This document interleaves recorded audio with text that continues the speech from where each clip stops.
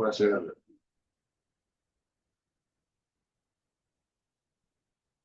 Something like this.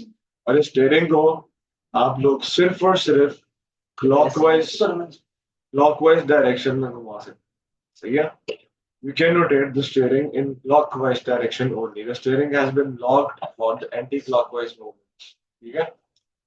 And let's suppose if this is the starting point, ये starting point है of the steering, जहाँ से आपने rotate करना start करना है, तो आप इसको rotate करते रहेंगे एक certain direction में आपकी गाड़ी जब तक ना पहुंच जाए। अभी गाड़ी अगर आपकी इस डायरेक्शन में जा रही है और मैं चाहता हूँ कि मैं इस डायरेक्शन में चलना स्टार्ट कर जाऊँ, मैं at a certain angle इस steering को rotate करूंगा।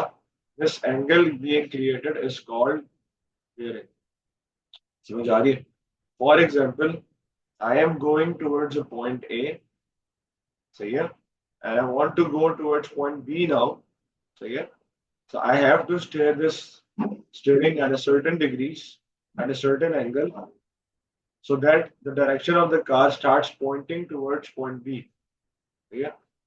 So this angle being created is called the bearing of this point B from point A, सही है. अच्छा, अब इसको जरा और इलेबोरेट करते हैं. यह हमारे पास एक पॉइंट ए है, सही है, और ये हमने हमेशा ये अज्यूम करना है कि हम लोग टुवर्ड्स नॉर्थ जा रहे हैं. ठीक है, टुवर्ड्स नॉर्थ. और हमारे पास एक पॉइंट बी है. Again this point is also pointing towards north. ठीक है. The question says find the bearing of B from A. सही है, the bearing of B from A. From के बाद जो लेटर होता है हमेशा आपने वहां से एंगल बनाना होता है, ठीक है, या वहां से स्टेयर करना होता है. सो फ्रॉम के बाद वाला लेटर इज ए.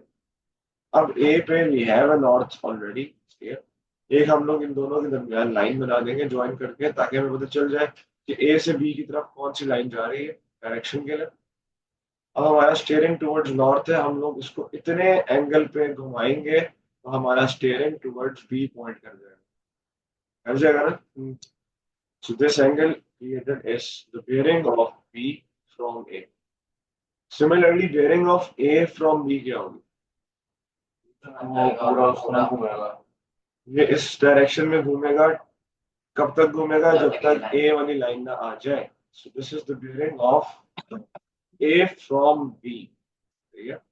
अब ये एंगल निकालने के लिए हम लोग अंदर वाला एंगल निकालेंगे with the help of the concept of interior angles.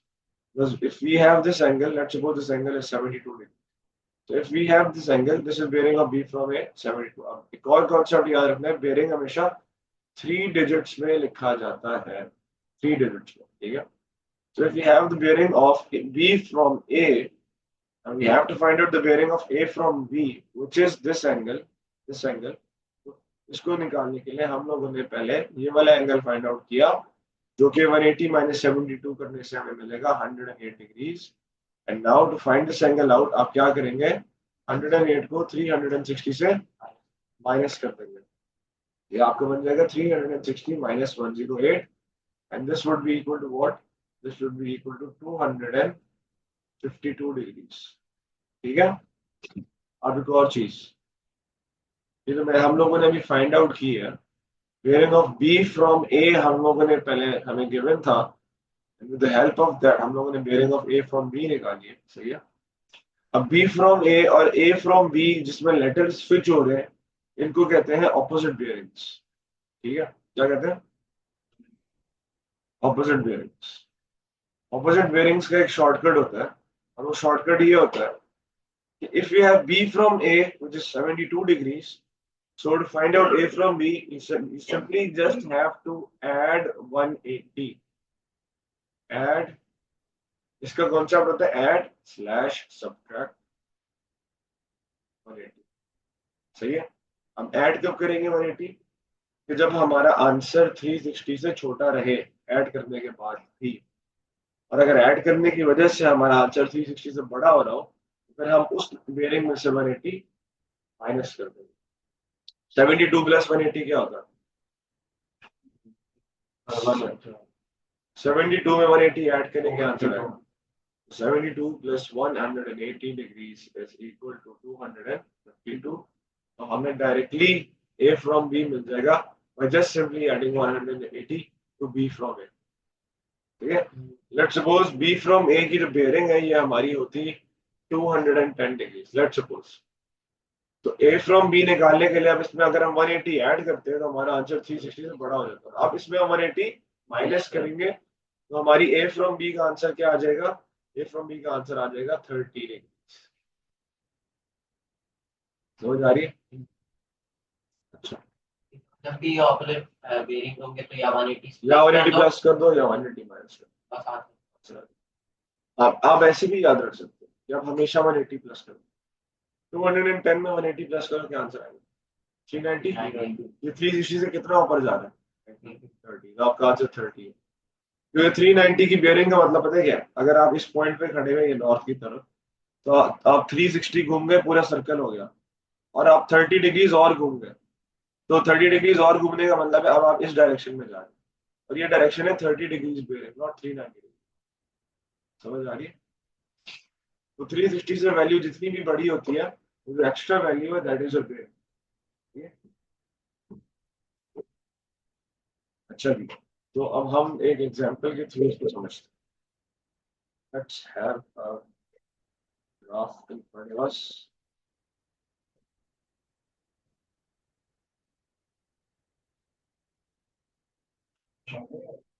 अच्छा जी,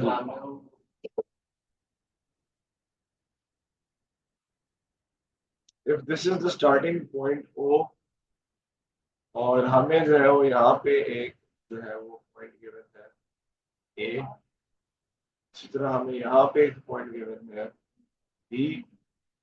आप सबको मैं 5 मिनट दूंगा क्वेश्चन सॉल्व करने के लिए, तो इसलिए आप लोग अपने अपने रजिस्टर करिए। एक और पॉइंट हमें गिवन है C, और हमें एक पॉइंट और गिवन है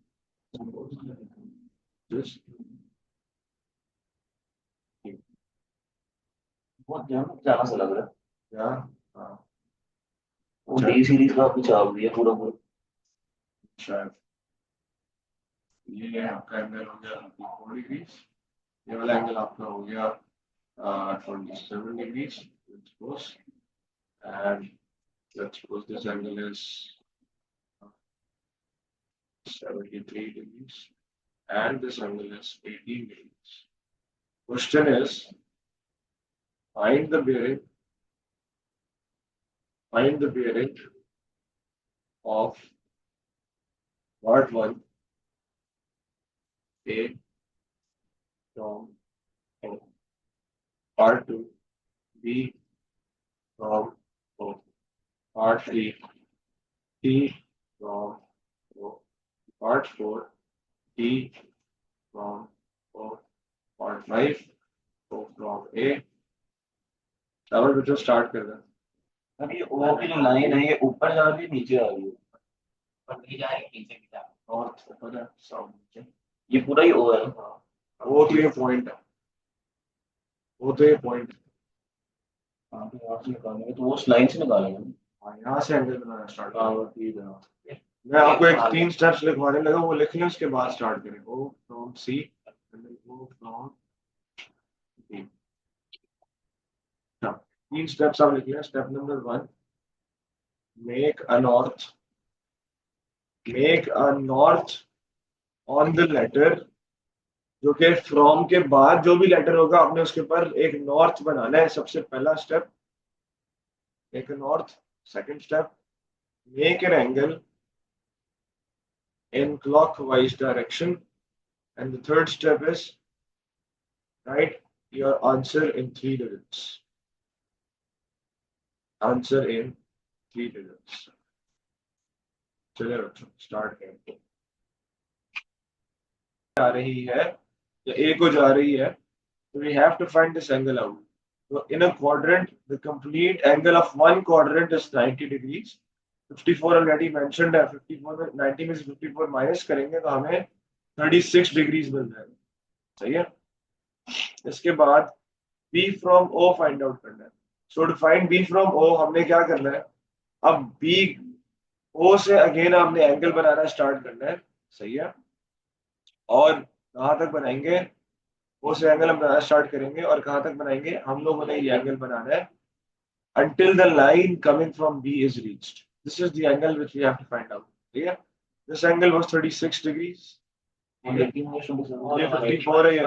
तो instead of adding this and this, आप simply क्या करें, आप 180 में से 27 को माइनस कर दें। उसकी वजह क्या है, because this is a straight line, straight line पे एंगल्स के सम 180 होगा। तो हमें यहाँ से यहाँ तक वाला एंगल फाइंड आउट करना है। ये सारे एंगल हमें चाहिए और ये 27 हमें गिवन है। 180 minus 27 is 153 degrees. C from O. C from O का मतलब है अगेन यहाँ से लेके यहाँ तक ये सारा 180 डिग्रीज हो गया। उसके बाद फर्दर 73 डिग्रीज और 180 plus 73 is 253 degrees. And then finally the bearing of D from O is again O के ऊपर नॉर्थ, नॉर्थ से आपने एंगल बनाना स्टार्ट करना है। कहाँ तक बनाना है, जब तक D वाली लाइन ना आ जाए। तो बजाय इसके कि हम ये पिछले सारे एंगल्स प्लस करते करते गुजरे, हम 360 में से 18 सिंपली माइनस कर देंगे तो हमें इसका आंसर मिल जाएगा 342 डिग्री। सही है। Now we have to find out all the opposite bearings. सही, so to find out the opposite bearings मैंने आपको एक शॉर्टकट बताया था कि आपने सभी 180 प्लस करना है। कॉन्सेप्चुअली अगर हमने देखना है तो ओ फ्रॉम ए जो है वो फ्रॉम के बाद लेटर है आपका ए के ऊपर हम लोगों ने एक नॉर्थ ड्रॉ करना है। उसके बाद हम क्लॉकवाइज डायरेक्शन में एंगल बनाएंगे और हम लोगों ने ये वाला एंगल फाइंड आउट करना है। ठीक है, ये वाला एंगल निकालने के दो आसान तरीके हैं। पहला तरीका इसका ये है कि आप इंटीरियर एंगल्स के कॉन्सेप्ट से जो 144 हम लोगों ने निकाला है इसको आप फाइंड आउट करें with the help of interior angles का concept. This is 36, then this is 180 minus 36 and this will be 144। और इस पूरे एंगल को 144 को 360 से माइनस कर देंगे तो हमें ये वाला एंगल मिल जाएगा 260। इसका दूसरा तरीका ये होता है, जो दूसरा आसान तरीका है वो ये है कि आप सिंपली ये पॉइंट ए आप सही, अब यहाँ पे एक स्ट्रेट लाइन ड्रॉ कर, सही है, एक स्ट्रेट लाइन ड्रॉ कर दो। हमें फाइंड आउट करना है एंगल यहाँ से लेके यहाँ तक। ठीक है, ये जो है आपका, जो मैं जिसको ब्लू करने लगा हूँ, यहाँ से लेके यहाँ तक on the straight line this angle is 180। ऐसे ही है।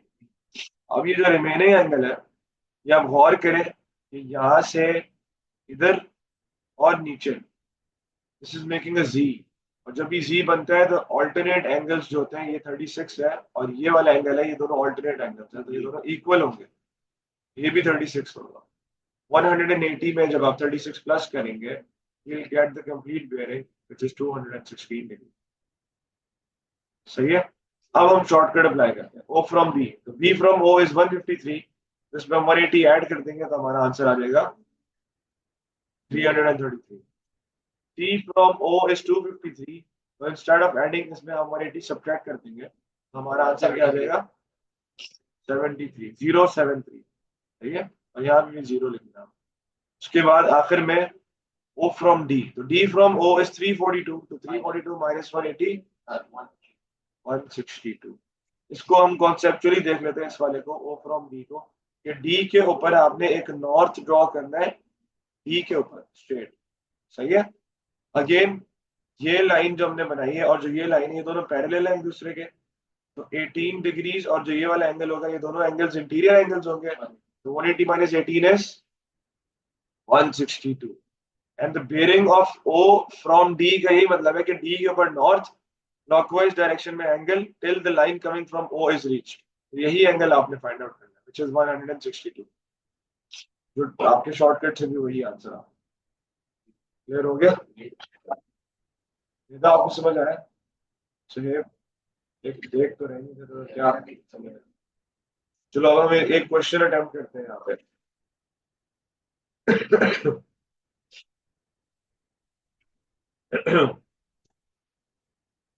क्वेश्चन में आपको यहाँ पे लिख देता हूँ, मुझे शायद सही याद हो। ये पॉइंट ए है, ये पॉइंट बी है और समवेयर ओवर हियर आपका पॉइंट सी है। सही है। ये तो नहीं बना रही ये ट्रायंगल बस यहाँ पे आपका एक नॉर्थ है। सही है। हो गया। अच्छा ये स्ट्रेट लाइन नहीं थी, थोड़ा सा ऊपर था, थोड़ा सा ऊपर करते थे।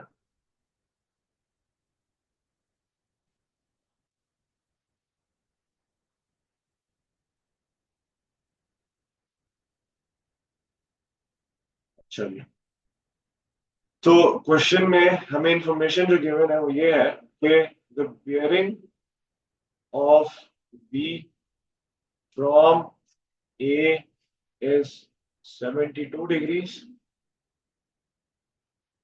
The bearing of C from A is 205 degrees.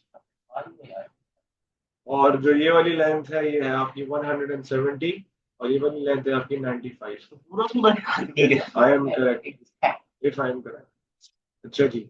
The question says find part 1 BC.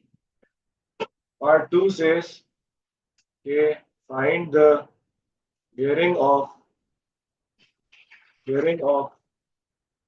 आपका था ए फ्रॉम सी, ऑपोजिट बेयरिंग थी ना, ए फ्रॉम सी. इसके आपके 4 नंबर थे और इसके 2 नंबर. पहला तो साइन रूल था. तो ये first page of the question है, पहले हम ये सॉल्व करें. सही है. तो with the help of the information provided, पहली स्टेटमेंट सेज कि bearing of B from A is 72. B from A का मतलब है कि फ्रॉम ए पे नॉर्थ बना हुआ है और आपने एंगल ड्रॉ करना है जब तक बी वाली लाइन ना आ जाए. ये वाला जो एंगल है दिस इज 72. सही है. Similarly the bearing of C from A, again from A, तो ए से सी तक का जो पूरा एंगल है वो पूरा का पूरा एंगल कितना है 205. The complete angle is 205. And if you subtract 72 from 205, you'll be left with the angle inside the triangle. And that would be equal to 133 degrees. यानी कि 133 plus 72 करो तो पूरा 205 ही बनता है. समझ आ रही है बात? तो अब ये ट्राइंगल के अंदर वाला एंगल हमने क्यों निकाला? इसलिए निकाला कि हम BC जो फाइंड करने लगे हैं, ये फाइंड करने के लिए अब हम यहाँ पे एक कोसाइन रूल अप्लाई कर सकते हैं. कोसाइन रूल का केस 1, जिसमें आपको 2 साइडें और उनके दरमियान वाला एंगल गिवन होता है. इधर साइन रूल इसलिए नहीं लग सकता क्योंकि यहाँ हमारे पास नॉन पेयर्ड नहीं है. We have an angle but not the opposite side, we have a side but not the opposite angle, तो हम कोसाइन रूल लगाएंगे. हम लोगों ने फाइंड आउट करनी है the side BC, this is unknown. तो आपका फॉर्मूला क्या बनेगा? BC का square is equal to 170 square plus 95 square minus 2 times 170 times 95 times cos of 133. Our answer is 244.9. शायद यही आंसर है. 244 तो था. 244.9 आपका आंसर आता है. अप्रोक्सीमेटली कैलकुलेट करके आप चेक कर सकते.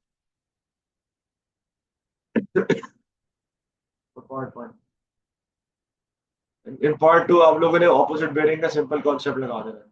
Bearing of A from C from A अगर 205 है तो ए फ्रॉम सी निकालने के लिए इसमें से हम 180 माइनस कर देंगे सिंपली और हमारा आंसर आ जाएगा 025. ये आपके 6 नंबर पक्के हो गए सवाल के. शाबाश, जल्दी करें, अगला पेज करके हम लोगों ने क्लास एंड करनी है.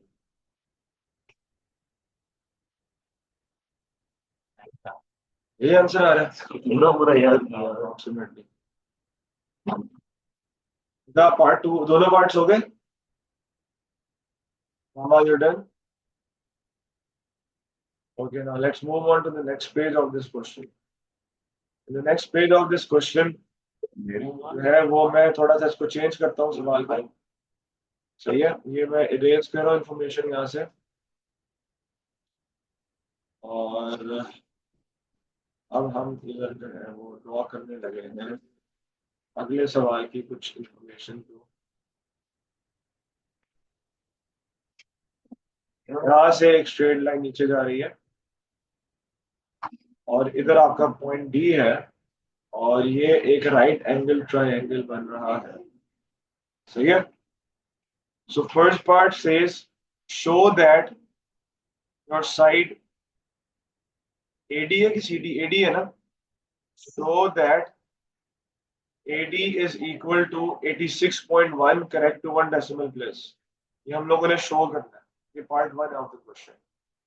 और पार्ट 2 ऑफ द क्वेश्चन जो है ना वो ये है कि angle of there is a vertical pole at point A.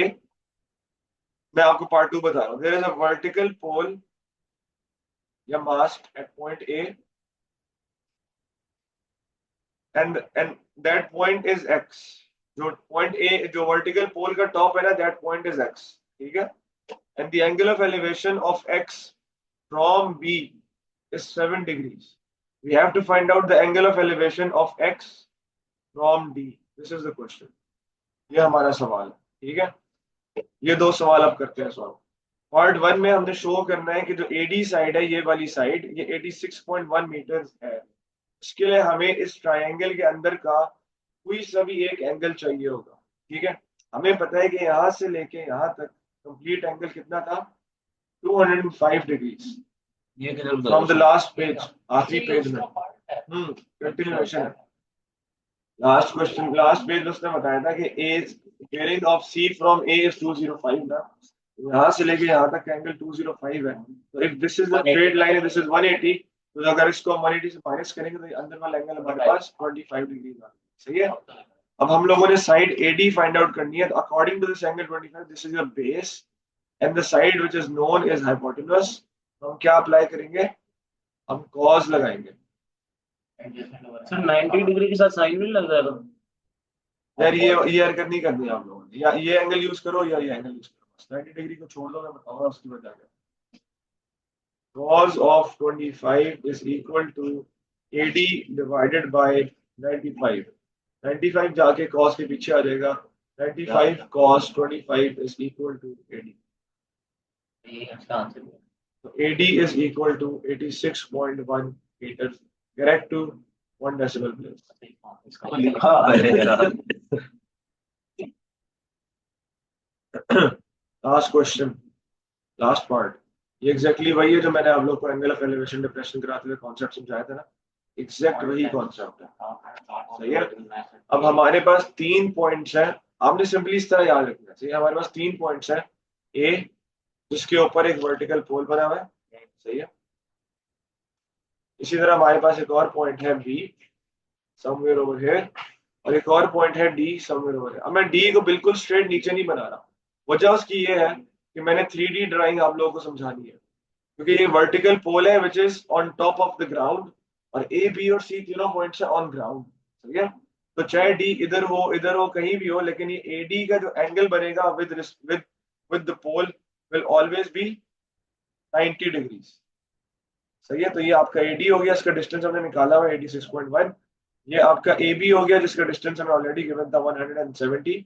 And if this is the top of the pole X, then the angle of elevation of this point x from this point b is 7 degrees according to the question. And we have to find out the angle of elevation from this point b to this point x. हमने ये निकालना है angle, ये हमारा सवाल है, ये वही एग्जैक्ट सेम सवाल है जिसमें हमारे पास 2 राइट एंगल ट्राइंगल्स हैं, वो आप अलग-अलग बना लो। एक राइट एंगल ट्राइंगल में x a और b आएगा, और लेफ्ट वाले राइट एंगल ट्राइंगल में x a और d आएगा। a और x ने तो आने ही आना है दोनों केसेस में, तो x के नीचे a है और a की राइट पे b है। हमारा एक राइट एंगल ट्राइंगल ये हो गया। सिमिलरली दूसरा है x a एंड d, तो x है उसके नीचे जो है वो हमारा a है, और उसके लेफ्ट, या इसको मैं यही ड्रॉ कर देता हूँ, और उसके लेफ्ट पे है हमारा पॉइंट D। समझ आ गई? Now we have this angle 7 degrees, we have this side 170, and we also have this side 86.1, and we have to find this angle. This is the question. So with the help of the triangle, this triangle 1, we'll apply tan of 7 is equal to ax over 170। समझ आ रही है? ये 7 degrees है ना, इसकी opposite side कौन सी है, perpendicular आपका ax है, और ये आपका बेस है, तो ax over 170 अप्लाई होगा, सही है। ये हो जाएगा 170 tan of 7, और हमारा इससे आंसर आएगा, क्या आंसर आ रहा है, 20.8। So the height of the pole is 20.87। Now we have the height of the pole, the perpendicular side, we also have the base, we can easily find out the angle now. सही है। और ये वाला जो angle theta है, let's suppose ये भी tan के फॉर्मूले से आएगा। tan of theta is equal to 20.87 divided by 86.1। ये आपके ट्रायंगल 2 की सॉल्यूशन है, या आपके ट्रायंगल 1 की सॉल्यूशन। समझ आ गई है? तो हमारा फाइनल एंगल आ रहा है 13.6 डिग्री। 90 डिग्री कौन होता है? हमेशा एंगल ऑफ एलिवेशन डिप्रेशन के क्वेश्चंस में आपका एक राइट एंगल ट्रायंगल बनेगा हमेशा, हमेशा। ठीक है, क्योंकि आप एलिवेट करते हो from ground towards something on top. सही है ना। आप यहाँ से उस पॉइंट से जो सीधी लाइन आ रही है वहां तक की जो लाइन ड्रॉ करोगे, और ये जो लाइन है, इन दोनों के दरमियान हमेशा 90 डिग्री एंगल क्रिएट। समझ आ रही है बात? Okay, class is over. वापस रिमेनिंग क्वेश्चंस अब आप लोगों ने सबमिट कराने, कल फ्राइडे डेडलाइन है इसकी।